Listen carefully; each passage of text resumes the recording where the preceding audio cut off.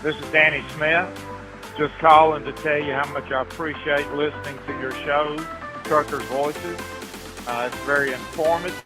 I really like hearing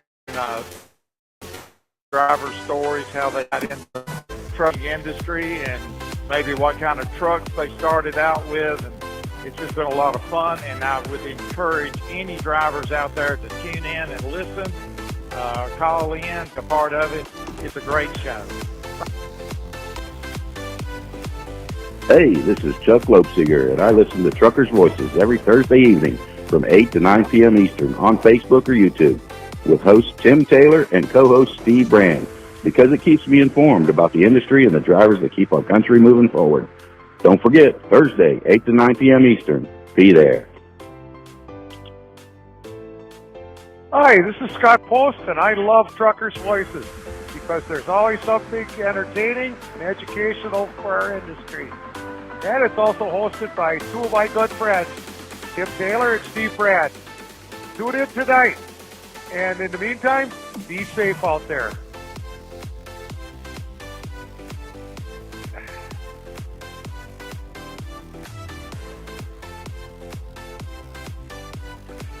Hey everybody, how you doing tonight? My name's Charlie Demchuk, and I'm here to welcome you to tonight's big show. Y'all sit back, relax, enjoy the show. Tim and Steve got a good one in store for you. So have a good night. We'll see you. Hi, this is Tony Wainwright. I hope you enjoy listening to Truckers' Voices as much as I do. Now, without any further ado, kick back, kick your shoes off, air your corns out, and get ready to listen to another fine show.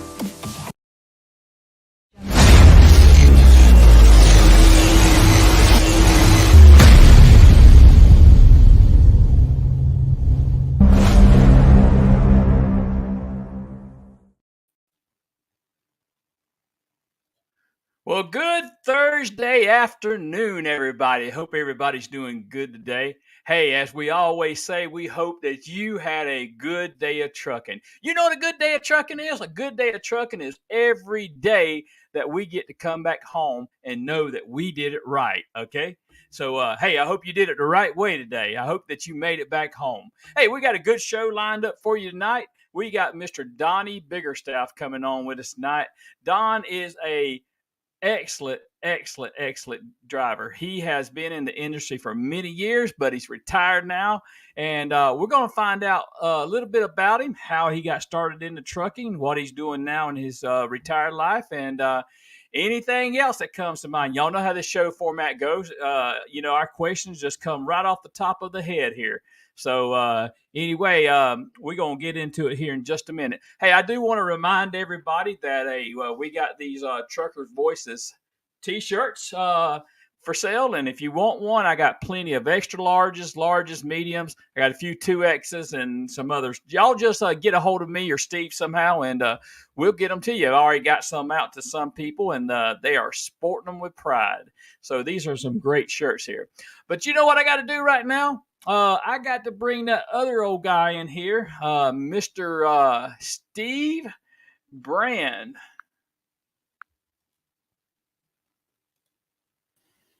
Steve, you didn't want to come in here. I couldn't get you to open the door there, man. I have a little trouble with that sometimes. I don't quite understand, but, I always forget, you got to turn it right. I usually turn it left. I don't know. Anyway, how you doing, Tim? Doing good, Steve. How was your day of trucking today?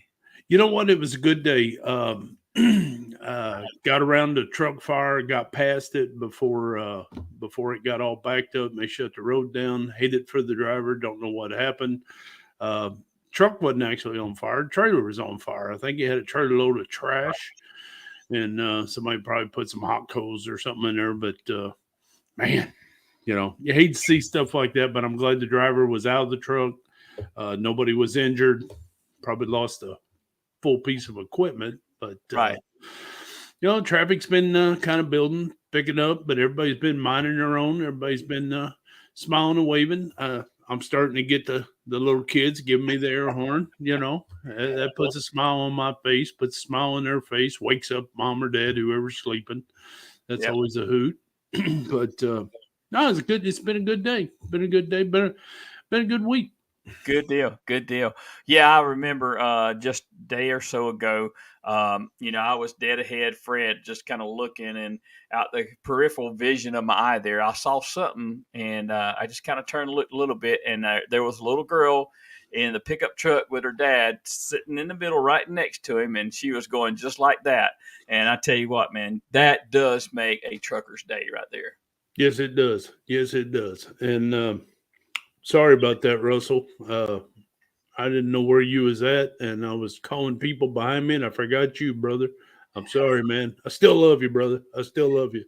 Oh, well, you talking about Russell Simpson? Yeah. He's a professional. He can figure it out. Exactly. I forgot to give him a call this morning and tell him about that little backup there, but I never know where he is. He's that guy who goes out there and gets him loads them trailers for us line haul guys to truck on down, move America forward. Man, hard working. You know what, Steve? I'm glad you said that. I want to sit here right now and talk to the P&D drivers out there in the LTL industry. Hey, you may not think you are, but you are appreciated, every one of you, because if you didn't pick up those deliveries and you didn't drop off those deliveries, us line haul drivers would not really have anything to do. So this thing goes hand in hand. So we appreciate y'all. So I just wanted to shout out to all the P&D drivers that's listening to me tonight. Yep, and I want to shout out them dock workers. Man, Absolutely. they move that freight from one trailer to another and get it done in a timely fashion, safe and sound. Pack it high and tight in them trailers, and we truck on. That's right. Absolutely. Well, Steve, we got a great guest coming in here tonight, Mr. Don Biggerstaff, and I believe you know him. I know him too. I can't think of a finer person to have come on our show tonight. Exactly. Mr. Don's a good man. Let's get him in here and let's find out about his life and his career. All right, here we go.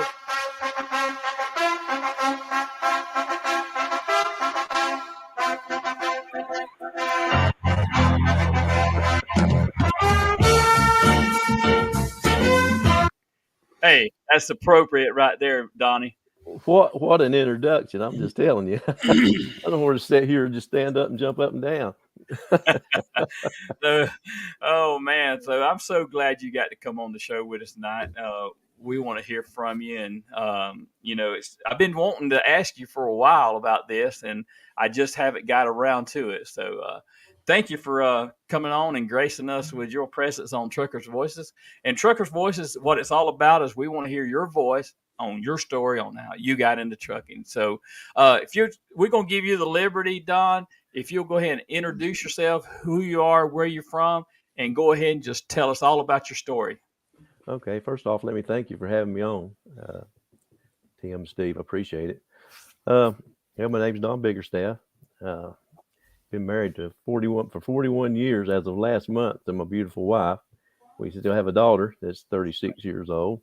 And by the way, she's still living home single. So if there's any extremely wealthy men out there, good guys are still looking for a girl and good looking, she's available. But anyway, he said wealthy first. Wealthy first, yeah.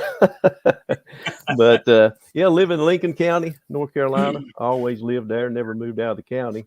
And when I got married, I moved on the south side of town and eventually moved back to the home place. So I live on the home place, the old house where my grandma and grandpa and mom and daddy and me and my brother all live together is between my house and daddy's house up there. So something special about living on the home place. But Lincoln County, worked for ABF Freight 42 years. Well, Carolina and ABF Freight 42 years. And retired last January. And by the way, that was the hardest decision in my life, to retire. I hope it's not that tough for y'all guys when you get there, but that was a hard decision. I heard guys, look to retirement, and that's all they talked about all the time. I never thought about it till it just kind of hit me in the face, and I retired. But anyway, raised on a small farm, and Dad always had 5 or 6 cows. We made hay, and we had some hogs at times, and chickens and guineas and all that kind of stuff. So I drove a tractor, and I was used to machinery.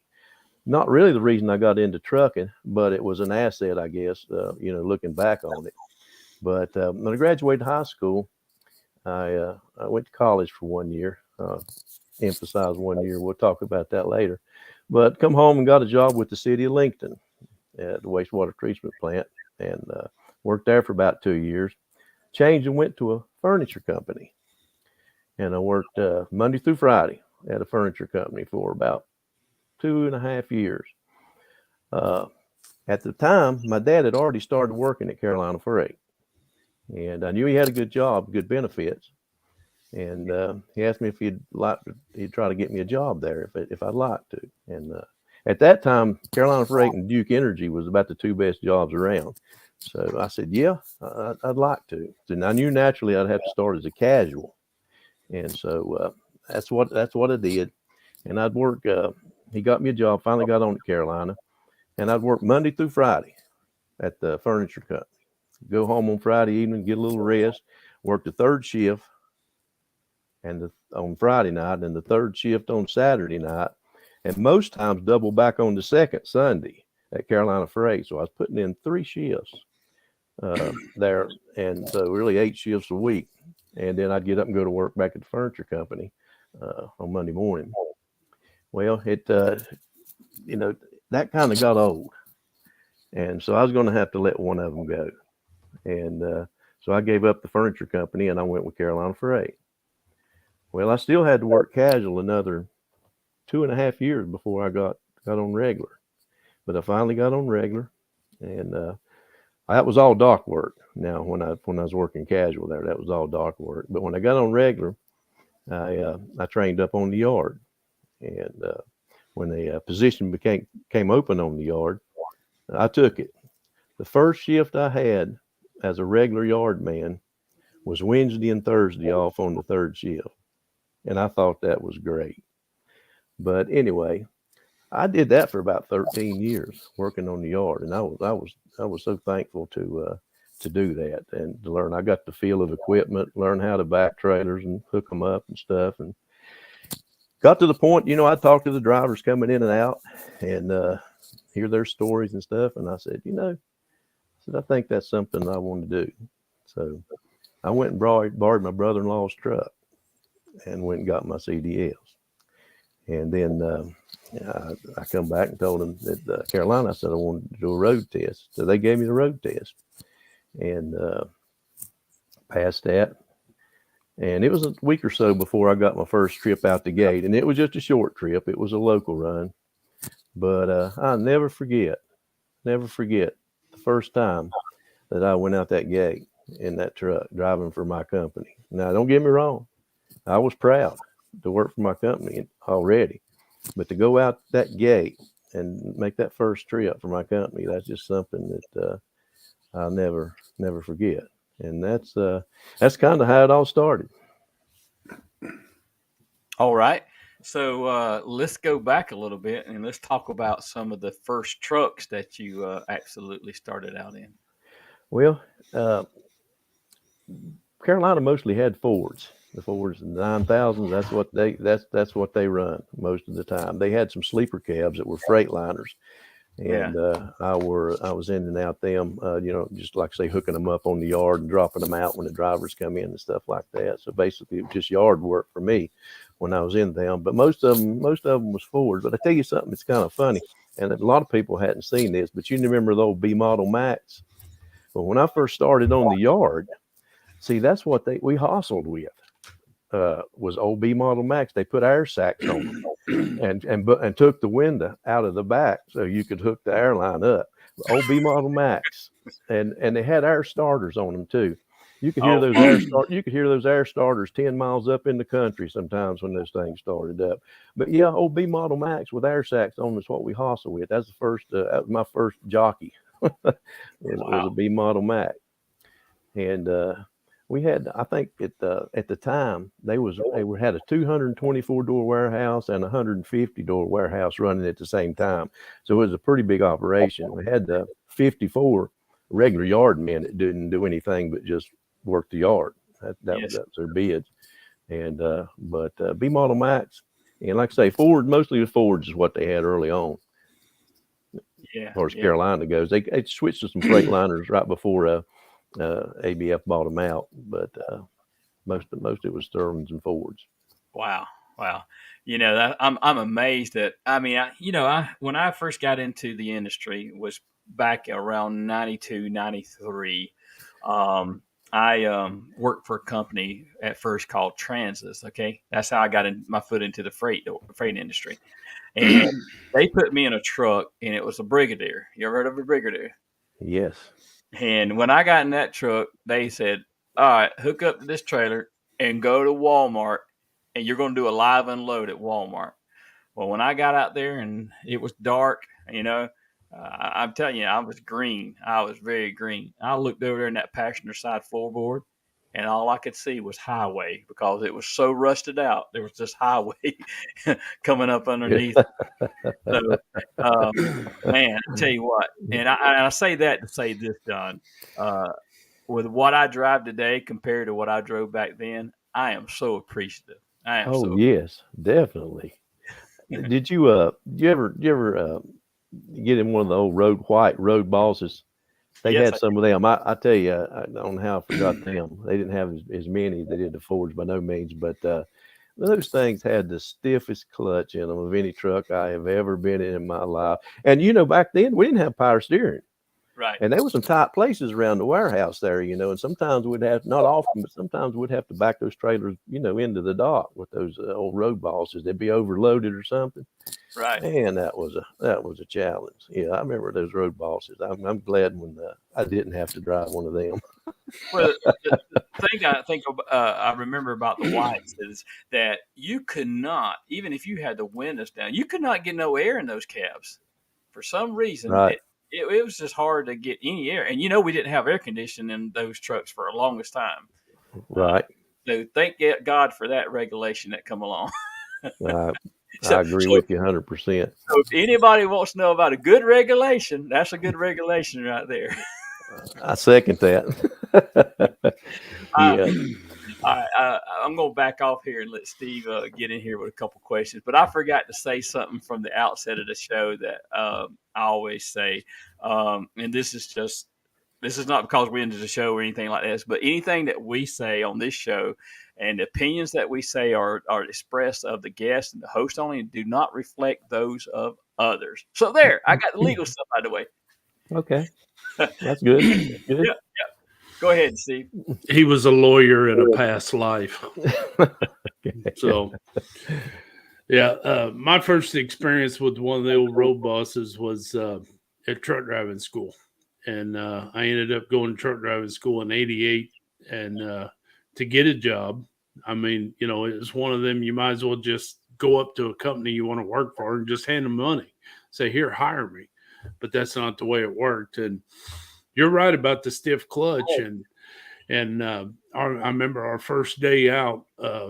We actually did it on the shifting course, and they wanted you to shift up, get as high in the transmission, then shift down, and you're supposed to double clutch and everything. And I took off, and I went up the gears, and I come down the gears, and went around the course, and I parked it, and JR was the trainer, and he looked at me and he says, "I thought you said you never drove a truck before." Because my daddy told me, he says, "Don't go up there like Mr. Bighead. You know everything. You want to learn something."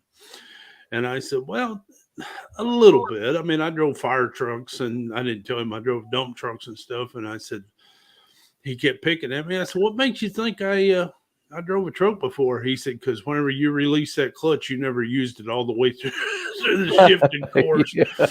Right. And I looked at him, and the only comeback I could do was, "Well, ain't you ever drove this? You know how hard that clutch is?" I said, "I got bad knee." He said, "You're 20 years old. You can't have a bad knee."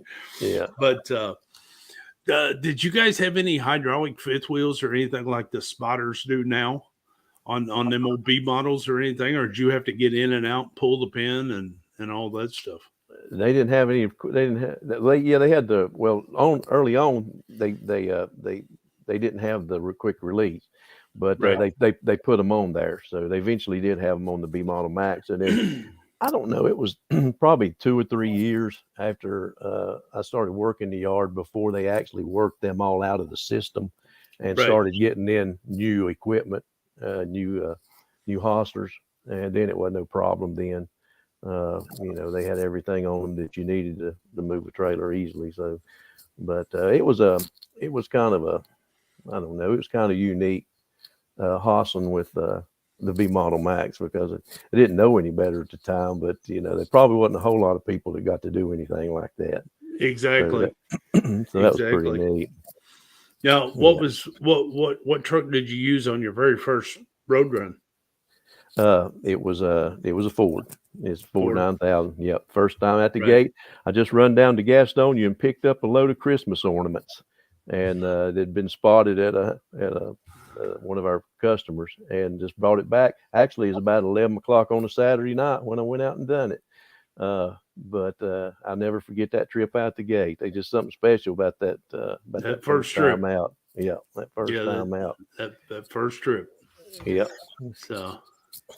Well, Don, moving on into ABF years, tell us how you come to ABF. Well, ABF or purchased Carolina in 1995. Okay. And when they did, I didn't know. There's a lot of seniority in Cherryville. That was the headquarters where I worked. A lot of seniority there. I didn't know if I was even going to have enough seniority to keep a job. But it turned out that I did. Thank the Lord for that. I could have went to Nashville, Charlotte, Greer, South Carolina, or Winston-Salem. I couldn't get Charlotte. Charlotte filled up. All the seniority took Charlotte. So that left me 3 options. Where I live on the Hickory side of Lincoln and Interstate 40, it just made sense to me to take Winston-Salem because I knew it was a break bulk and there'd be a whole lot more opportunities at a break bulk than they are at end of the line terminal. Mm-hmm. So I chose Winston-Salem, and we went up there, and I went in August of 1995. That's when my job changed up there, and it was a little tough. They give you a room for about 8 weeks. I think I stayed in the hotel 2, and then I started driving it from home. People talk about life changing. Boy, that really changed for me because my job went from about 12 miles away to 86 miles away, one way to work. There's about 30 of us that got to go up there, and we carpooled. And so the expense wasn't all that bad, but the time, spent traveling up and down the road was. A lot of guys they got campers and or either bought a house and moved up there. About half the guys didn't. So we continued to carpool, and the carpool dwindled down and dwindled down. Thankfully, I transferred to Charlotte before that happened. But it was 86 miles. I drove it every day, either with somebody or by myself, for 13 years. Wow. For 13 years from my house to the terminal in Winston-Salem. And in 2008, they had a change of operations, and they allowed 2 men to transfer back to the Charlotte terminal. And thank the Lord, I had enough seniority to get one of those spots.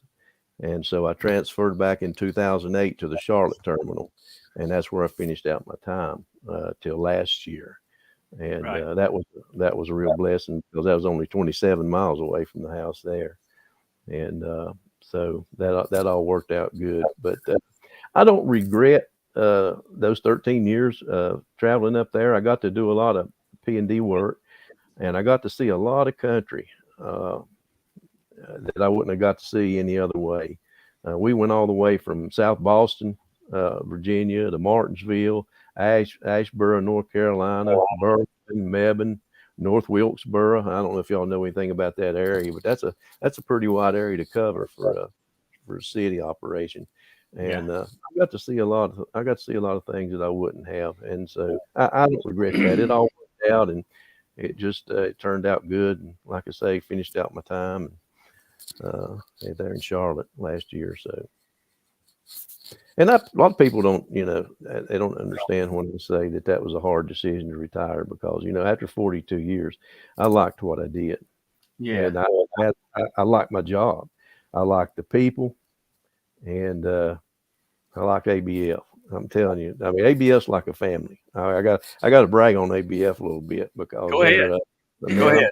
they're like a family, and I maybe y'all guys feel that same way about your company as well. But they're just good people. Getting to go out to the home office and meeting the president and the vice presidents and on down. And I know y'all guys have probably done that too, your company. But they're just like down to earth, man. It's just like talking to them, at the backyard cookout. They don't hold their head up any higher than you or anything. And they were good to me. And so I got to brag on ABF. So that made it a tough decision for me to retire. Right. And I will go ahead and say this right here. I had Teddy Butler on here a couple of weeks ago, and I got some pictures from one of your one of your ABF drivers. He's still there, but one of the pictures that we got of Teddy Butler was Teddy got to the home office and was laying across the desk of the president there, and I'm home, I'm here, Yeah. So it was pretty funny. Don, let me ask you this. So there may be many answers to this question, but is there anything that sticks out about your career that's most memorable to you? See, I knew it was going to be hard. Yeah, it is, but I don't know if there's a certain event that's most memorable. I mean, naturally, you've got a lot of experiences over that course of the time, but I'd probably have to say the friends that I've made over the years it's just awesome. You just meet so many different people in this industry, and not only ABF, but just the trucking industry as well. I mean, like you guys, work for FedEx, I work for ABF, but you feel like family. And it's just the friends. I can call people all over the country now and ask them how the weather is or what they're doing or, what's been going on with them. And, a lot of people just can't do that.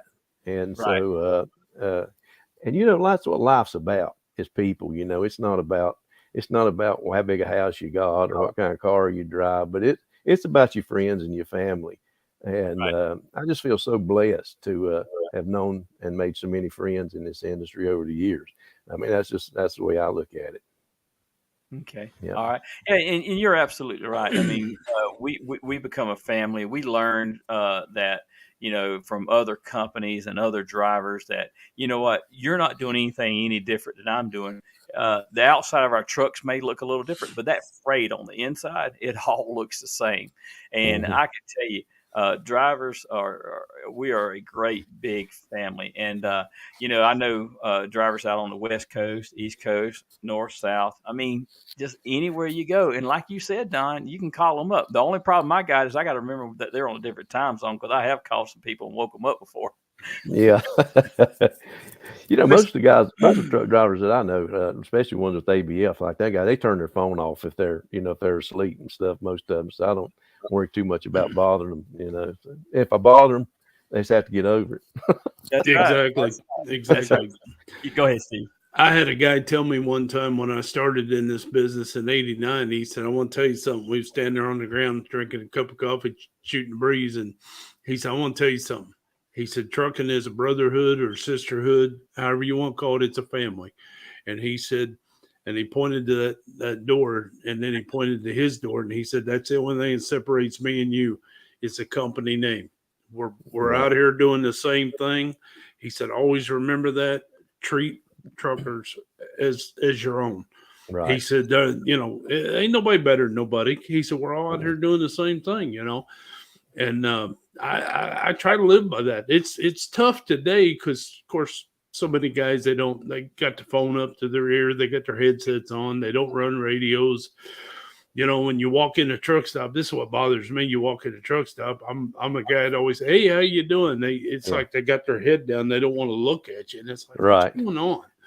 But And a lot of that has to do, in my opinion, and that is my opinion only, is corporate America. Corporate America has separated a lot of people. They've kind of taken it out. But like you said, ABF's a big family. FedEx is a big family too. I mean, they got a job to do, but when it comes time to have fun, them executives, they take that tie off and they come down and they know where they come from and they go back to that.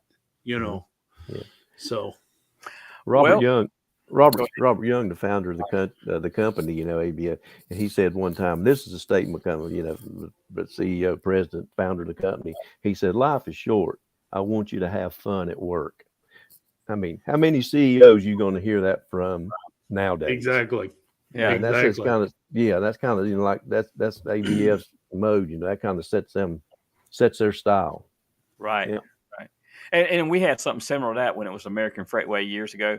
We had like business principles, and I think it was number 8, right, Steve?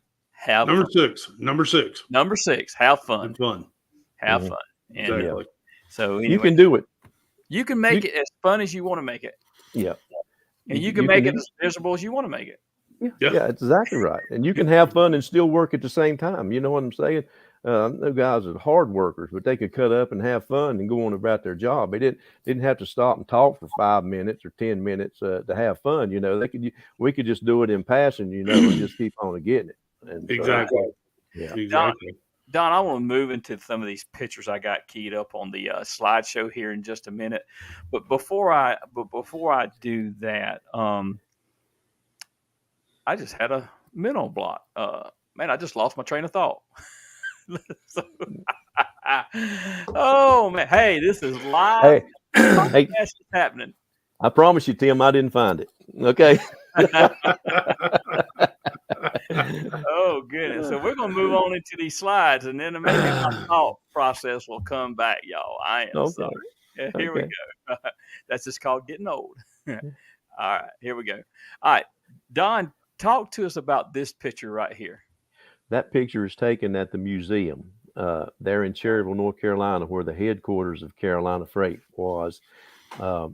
They still have a museum there, a Carolina Freight Museum, and I would anybody that's interested in trucks or old companies or anything like that, if you ever get close to Cherryville, I suggest you go through there. It's not a large museum, but they got some really nice equipment in there, and just looking back on it, it kind of makes me happy and sad all at the same time. But that's where that's at. That's in the museum in Cherryville, North Carolina. Okay. All right. This next picture. That was taken at a truck show. I don't remember which one I was at when I took that, but they've got a trailer and tractor, just an OB model like that in the museum. But I don't think that's the one. At least if it is, it's been cleaned up a whole lot more than that one. But I thought I seen that one at a truck show somewhere, but I can't place where I seen it at. Yeah, that's a pretty neat picture. Yeah. All right, tell us about these guys here. Yeah, these guys, we went to. This is my fellow road team captains. You guys know all of them, right? This was we went to the Maine Truck Driving Championships, and that's where we took our picture. I think that was at the banquet there, but that's where we're at when that picture was taken, at the Maine Truck Driving Championships. First time I'd ever been to Maine. Me and John got to take the truck up there, and got to participate in it, and that was really interesting. We really enjoyed that. We had a good time. And that was when we were at the Take Your Kids to Work Day at the Department of Transportation. Right. Is where that was at. Now, we weren't at the event then. Naturally, we don't have our ATA clothes on and stuff, but I think that was at the motel. But that's what. Go ahead. So you mean that you got to take your kid Bill Krause to work? Got to take Bill Krause to work. Yeah, got to take them all to work. Yeah, them 3 kids right there. I couldn't hardly keep up with them. I just had to throw that in there. Yeah. And now I know this is your kid right there in the middle. Now. Yeah. He needs help. Oh, Yeah, Byron, you got to love him. Love him. He just recently retired as well. Yes, we've had him on And the show. have you? Okay, yeah, he's a great one. He's one of my favorites. And I love Byron. Drew, I always liked Drew. Drew was always so easy to get along with.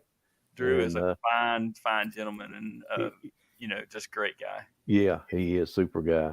Yeah. This we had so much fun out of this picture right here, because from the time we stopped and took this picture, I didn't know it. I didn't know it was going to get to. I didn't know that he had one like this, a moose like that. But all the way up to the TDC and the couple days that we were up there, we kept telling people all we wanted to do was two things, and that was eat some lobster and see a moose. Oh yeah. And so what we would tell people is, I said, that's what we wanted to do, eat lobster and see a moose. And they said, we got to see a moose. Was driving up the road, and there was one standing on the side of the road, just standing there. It wasn't moving. So we pulled a truck over and we parked. And I said, we knew it was probably, we didn't want to do anything too dangerous, but we wanted to get as close as we could to it. And we walked up within probably 30 feet of that thing, and was able to turn around and get a picture with it. And then when we'd show people the picture, they'd get a kick out of it. They get the joke then. But we had so much fun out of that picture there. Yeah, me and John, we laughed all the way up there and back on that one. That's awesome. What y'all should have done is got John to move over to the left just a little bit and let them horns come out of John's head there. I look like an angel. Tim. I look like wings. Oh, good. All right. Who's this young man you got in the driver's seat here? These were youngsters that they let compete in the truck driving championship up there. Now, I don't think they actually could qualify for the nationals, but see, in Maine, they actually let 16-year-olds get CDL license and drive a truck. Okay. Within 100-mile radius. Okay. Because the logging industry is so big up there, then they needed help so bad that they let 16-year-olds get CDLs and drive. I got to be in the truck with some of these youngsters as they was doing the course. And so that's what we're at. We're actually on the course now, and he's doing his driving test. Okay. So that's what that's about. That was pretty cool to get to ride with them. And they did a very good job. Very good job. So I know who these are in the background, but where are you? Rhode Island. Rhode Island at the Air Force Base. Well, what was that Air Force Base? Can't remember which one that was now, but anyway, it come to me in a second. But anyway, we took that up there to Rhode Island for an air show, and that was the Blue Angels. They were there to perform, and we had the image trailer, and that was a real good time. Actually, I got to drive do a drive along with a lady that was running for governor, I believe it was at the time. That was right about the time they instituted the truck only tolls in Rhode Island. And that a little bit of controversy over that. It was truck only tolls, and a lot of people were against it and some for it. I think they passed it, and I think they defeated it again now. But anyway, that was the period of time that we were up there. Okay. Yeah. All right. We know who these guys are. Dion and Nate. That's at the National Truck Driving Championships. I tell you what, you hanging out with great people there. Great people. You're exactly right. Great people. Them's two of the best right there. Yes, sir. Yes, sir. Tell us about this picture. This is the president of the Rhode Island Trucking Association. He's speaking there. That's the same event when we were in Rhode Island for the air show and for the ride along. Okay. And he was speaking there on behalf of the lady and that's her in the red top there, that was either running for Senate, I think is what she's running for, or governor. I'm not exactly sure, but he was speaking on behalf of her, hoping to get her elected. And there's the image truck parked there at the air base, and you can see it's awful small, my glasses, but you can see one of the planes going overhead. Yeah, I can see it, and Yeah. if I could have made that picture bigger, I would have, but I didn't. I didn't want to distort it any. But what kind of Right. airplane is that? Like a bomber going over there? Or is that like a C-130 or something? They had both. Okay. They had some of the cargo planes, and the I guess the Blue Angels kind of stole the show, but Yeah. they had the bombers, the C-130s, and they had that one. It's on ground. It's a truck, but it's got a what kind of engine, and it keeps up with the plane. Oh, jet Got engine. blows fire out the back. Yeah, Yeah. I've seen that before here at our The airport. jet truck. Yeah. Jet it's been- truck. Yeah, that's what it was. Yeah, it's been over at the air show. I think it comes about every year at the air show there in Dayton. Does okay. Yeah. Yeah. Now we know who this guy is. Yeah. We don't need to say anything about him because he spoke for himself. And John was my mentor when I went through road team selections, and I don't think I could have had a better mentor. Right. Just excellent human being, and Mhm. we miss him. We sure miss him. Oh yeah. Yeah. For Yep. sure. For sure. All right. Tell me That's, about this picture. I have an idea what this is about. that's the event where we went to. Wasn't it Allentown? Is that? I can't remember the name exactly of the town we went there in Pennsylvania. But that's where we did the latest. I guess it's the latest, unless they did another one. Share the road video, and we had a good time doing that. I was real honored to be asked to be a part of that group. I'll tell you, them three guys there, they're sharp as a tack, and just upstanding individuals. And I was honored to be there. I felt real small being there, to be honest with you, with them three. But we had a great time shooting that, and I had a lot of fun doing it. But that's what that was, making the Share the Road video. And I it's so humbling because I just hope that that's touched a lot of people. It opened the eyes to a lot of people and educated a lot of kids as they get their driver's license and go out on the road. So just being a part of something that great, being a road team captain and doing the road team stuff it's all good. It's all great. But I think the Share the Road program, to me, is where the rubber hits the road, so to speak, from a truck driver. That's important. That's where you're really touching lives and doing some good. Right. And just to think that you did something that might have saved a life is great. Yes, that's sir. just great. And that's what Yes, that sir. program's about, is saving Yes, sir. a life. And so that was an awesome experience. I actually showed that video today. I was at a local high school here doing Share the Road, and I share that every time I go. I go over there 4 times a year, every 9 weeks during the school year, and I always take a picture of Ralph and I take a picture of Alfonso and I send it to them while the video is playing. I say, "You guys always show up and crash my Share the Road program. Y'all always come in here on it." So, Alfonso always gets a big kick out of that. He said, "Man, I'm everywhere." Yep, exactly. I pull that video up on my phone every time I go out to do a Share the Road event because, there's a lot of us captains, so it might be a few months in between, and I'll pull that video up and watch it, just kind of refresh myself. And with that picture right there, Alan was my mentor in 2016 to get on the team in 2017. And my first Share the Road event was in that black Mac after it made it to the White House. Yeah. So, to talk to those children about safety and sharing the road, after we got done with my group, we always split up in groups. And after we got done with the group, I was asking them, is there any questions you got? And I said, I want to tell you all something. I said, you just sit in the seat that the President of the United States sat in.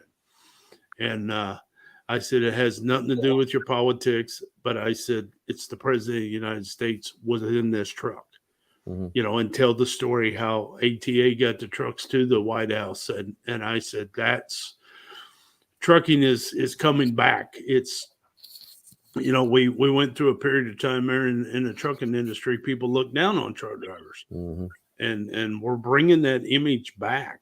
You know, and when COVID hit, people really realized how dependable trucks are. You know, how Right. much we do, but that's, yeah, you're right, Don. That share the road event, and I believe we get to thousands and thousands of eyes and minds and Yeah. ears. I believe we do. That is a great program. That is. And, you know, just putting those kids up in that seat and just letting them grab a hold of that steering wheel and actually get in a big truck, because, you know, a lot of them don't have that opportunity. And you Right. standing there on the side and I tell them to hit them brakes, and they'll make them stomp them brakes, and then you show them how far it's going to be before they stop and their eyes get big, you know you struck a nerve. Yes, sir. And that's what I want to do, strike a nerve. Yes, sir. And that's so good. That's so good. Don, I want to play a portion of this, okay? And Okay. then I'll stop it. And because I did play this today, but for anybody that's never seen it, this is Don Biggerstaff. On Biggerstaff. I'm a professional truck driver. I've been in the industry for 37 years and have accumulated 1.4 million safe driving miles. And I'm here today to tell you about one of the blind spots that we have on the truck. The left side, the driver's side. We see you best out of this side from our vantage point in the truck. And this is the side that we want you to pass us on.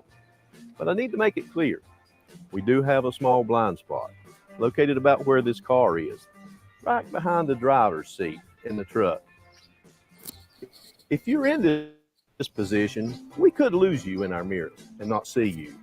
So if you find yourself in this spot beside the truck, we want you to safely maneuver on around us. That keeps us safer and you safer. And really, that's what the Share the Road program is all about.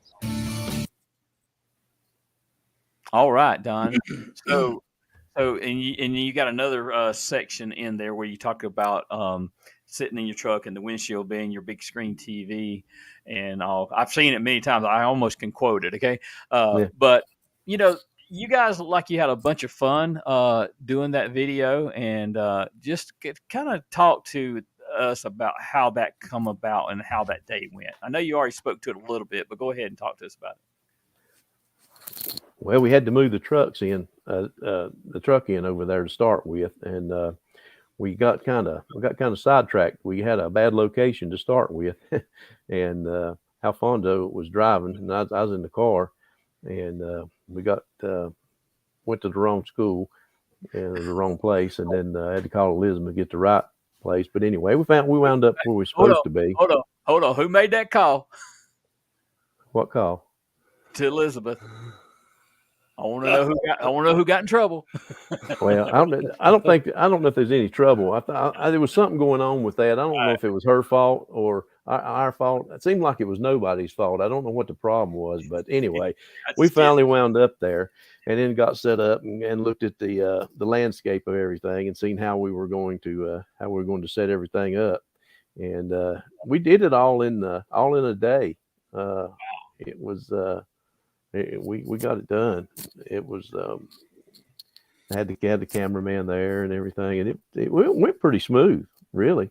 What the funniest part was when we was out on the road, and I don't know if there's any of that on that video or not. I don't remember, but we were having to run up behind that truck real close. Yeah. And other people on the highway thought, what are them people doing in that car? They're just running up on the rear end of that truck because they were videoing it. And they were showing not to get too close to the truck, and they wanted us as close as we could. So I was driving, and we'd get a running start, and we get right up there, and I'm thinking, Alan, please don't stop. Yeah, because he was driving the truck, and I was driving the car, and I had a car loaded with me too, and we'd run right up on that car and stop, and then, so he could video it. It was kind of one of the funnier parts of the whole thing. So tell me this: was some of that ad lib, or was all that like on a teleprompter, or did y'all have to memorize all those lines? Memorized them, but it was ad lib. She didn't really give us the words or guideline to do that. I mean, you kind of went by the brochure and kind of made up our own thing. because we'd been through that so many times before, and Right. did that, and so we just kind of off the hip with it, really. Now don't get me wrong. Now she critiqued it. Yeah. You know that. So, and that's all cool, but it was kind of up to us to put it together. Yeah. Tell us about this ABF picture here.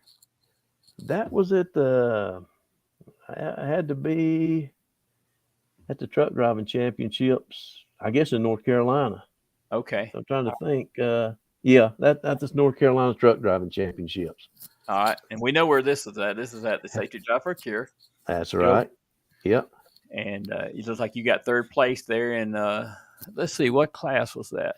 4-axle, I believe. 4-axle. Okay. Yeah. All right.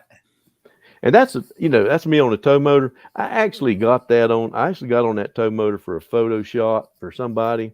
Yeah. But on my job, on the utility job, I actually went in and helped load the trailers for an hour and a half, maybe 2 hours before I did my run. So I was no stranger to dock work. I kind of been doing a lot of that all the way through my whole career, Right. for the most part.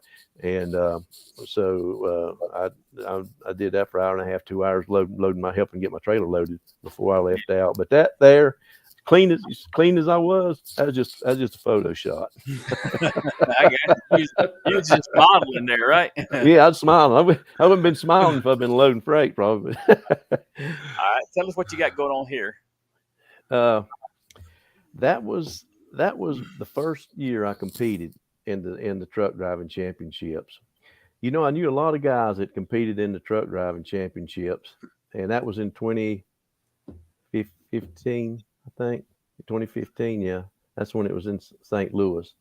And I knew a lot of guys said, you ought to try that. Well, I never had thought about it. So, but I got to go in 2014 to North Carolina and speak at their breakfast. And then I got to help on the course. And when I seen what was going on that course, I said, I got to be a part of this. I said, I'll be here next year. So my first year, 2015, I went and I got Rookie of the Year, and I won first place in the 4-axle. Went to St. Louis, and I probably shouldn't be telling this since we're live, but I would have been in the top 5 going into Saturday had I not got out of the truck wrong and had 25 points deducted. Rookie mistake, and it makes me sick to this day to think about it. Yeah. Because 3 of the 5 problems that they had on Saturday was some of the ones we'd worked on the most. Wow. And so my stars were lined up for me, and I trashed them, and that's the end of that. So you don't get it back. You don't get it back. Don't get it back. Here's the last picture. I know where this was at. Wasn't this in MC&E? MC&E. Yep. Barry Sanders. Yeah, that's Barry Sanders. Yep. Barry Sanders. Yep. So he's a little fella. I could have been a running back. He's a little fella. Look at him. So look at my legs. I got bigger legs than he's got. I should have been a running back. Exactly. Funny story about that right there is we was there, and we had Safety Sammy, and somebody was in Safety Sammy. And anyway, long story short, I ran over there with Safety Sammy, and we said, let's get a picture with Barry Sanders. And Barry's like, I don't do mascots. But we finally convinced him to take pictures with us. Safety Sammy's hot. He is. I remember that. Yes. Safety Sammy's hot. Yes. You ought to be in, when was that, August? I think it was August at the Michigan race. Walking around in Safety Sammy. Oh yeah. I shed a few pounds that day. Yeah, I bet you did. I got a little thin and trim that day. We did the I-80 truck stop one year, and we drawed straws. We had 2 days of it, and we was going to do half days. Everybody's going to get a half day. We drawed straws, and luckily, the straw I had was the first day, and the first half of the day, and it was cloudy and cool. The sun come out that evening, and all the next day it was hot. I had the best quarter of the time that could have been had on that. So I got fortunate on that. But I felt sorry for those guys, man. They take Safety Sammy off, and they look like they'd come out of a swimming pool. Oh yeah. Oh Yeah. yeah. We did it down at GATS and down at the Great American Truck Show in Dallas, and I can't remember who was I with, Gary Elms, and Gary was my handler, and I said, "Hey, I got to tell you this. If I stop, you stop with me and let the kids gather." He goes, "Why?" I said, "Because I found an air conditioner vent. Just stand here, you know." Yeah, that. They remember the little fan they put in there, and it didn't work. Oh, that man. didn't work. That didn't work. And, Right. But yeah, I told him. I said, anytime I stop, just let the kids gather around me because I found an air conditioner vent, and man, it's great. Oh, it's great. But Safety Sammy's a hoot, man. The kids love him. The kids absolutely love him. They do. So They do. Okay, now I got one quick question. We've all been Safety Sammy. How many of you, whenever they're taking pictures, are in there smiling? How many of you smiling? Exactly. Did it hit you? And you're like, why am I smiling? They can't even see me. Yeah. So then you start doing that. Yeah. All right. So we are at 8:55 here, my time, and 8:56. So it's time to post-trip this show, and we're going to kind of wind it on down. Don, I told you it would go by fast. You're right. You did. I did. But what I want to do is I want to get to some of these comments, and I just want to tell you, Russell Simpson said, "Thanks for the heads up, Steve, about the fire. LOL." That's why I apologized to him early on. I apologize. My fault. Yeah. Nancy Post said, "Love the shirts. Great color design. Good quality. Y'all need to get y'all's." All right. Lynn Banks said, "Awesome, Don. I remember the days of seeing Carolina trucks running up I-50 and towards 77. Chuck Jernigan's on here. Scott Donaldson's. He said, Scott Donaldson said, good to see you again, Don. Chuck Jernigan said the same thing. Good to see you. David Williams said, good to see you. David Williams wanted me to tell you, and wanted me to ask you a question. Where did you get that great announcer's voice there, Don? From my dad. My dad, from the time time I can remember, my dad was the choir director at church. My dad had a voice; he could sing like a mockingbird. Until he got up into his 80s, he still sang and directed a choir up into his 70s. So he's been in music all his life, and I guess I got that from my dad. Yeah, I got you. Well, we got Michael Wayne Smith on here watching. Ben Atkinson says, a good shout out to the ABF guys, and Alan McNeely, Ralph Garcia watching. Ralph said, "Hey Don, good to see you, brother. Hope you enjoy your retirement." He's almost there, he said. Alan McNeely said, "Hey Don, great to see you and great on your podcast there, Tim. Hope you enjoy your retirement there, Don." From Alan McNeely. Let's see what else I got here. I don't have any more on this page here. Steve, do you see any on the other page? Let's see. Roland Bulldog says, "Good to see you, Don," and the other two. Thanks, Roland. Thanks, Roland. Love you, brother.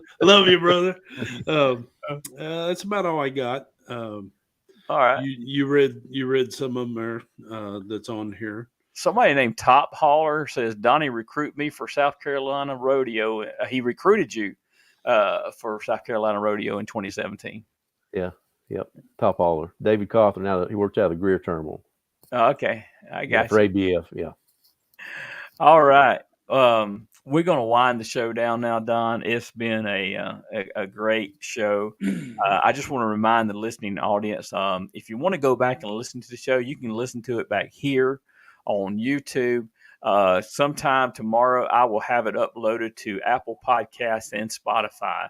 So many episodes over there on the podcast on Apple and Spotify. So y'all go back while you're riding down the road. Y'all listen to it and y'all give us a thumbs up, a like, subscribe to it. We surely would appreciate it there.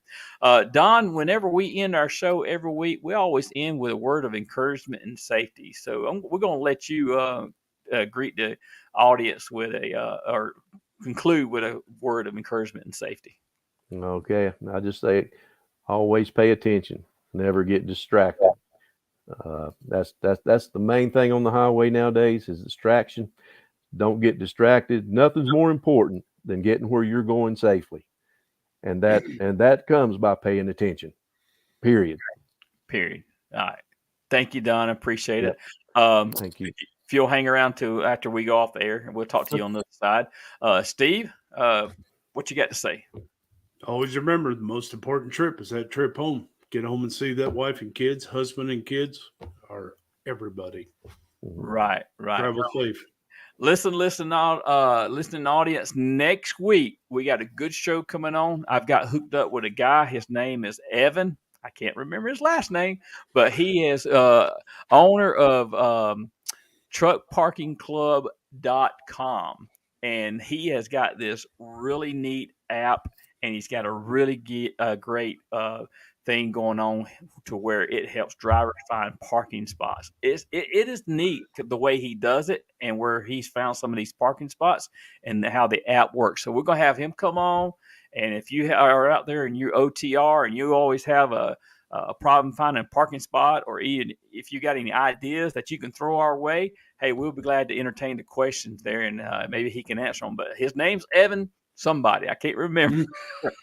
I got his phone number, though. But anyway, we're going to get out there, and we're going to go trucking again one more time tomorrow. And but one thing I want to say to everybody is y'all look out for those who aren't looking out for themselves. We'll see you right here next week on Truckers Voices. See ya. Bye, y'all. Bye-bye.